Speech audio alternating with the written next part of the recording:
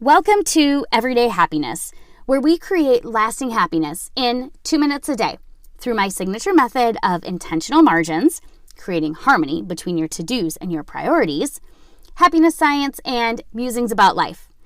I'm your host, Katie Jeffcoat, and this is the fourth of 4 episodes on exercise. My path to finding the joy in moving has been windy and bumpy. Super bumpy. And yesterday, I mentioned how tennis, for a while, was the activity where I could be present and mindful while engaging in that activity. I also mentioned how yoga could be good for this. Well, years ago, when I played tennis, I was terrible, by the way, and I was really only in a tennis for the lessons. I was a tennis lesson junkie. But when I was there, I was present. Mostly because I was scared to death to look away for one hot second and get a tennis ball to the face.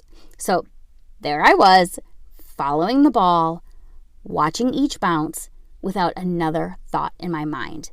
And I wonder, what is that movement activity for you? What is that activity that you can get lost in? And so I want to recap with everything we've been talking about over the last few days. We know exercise is healthy. It's good for our mental health and our physical health.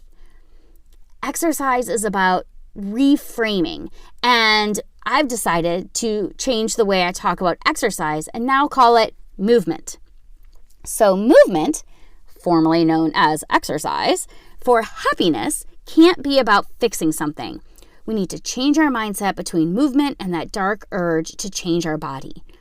And finally, today, we talked about being present and mindful in whatever movement we choose and to have gratitude for our body exactly as it is.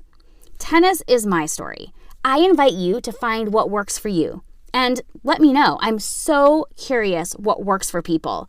And until tomorrow, let's connect on social at Everyday Happiness with Katie and join the community on the hashtags Intentional Margins and Everyday Happiness with Katie on Instagram.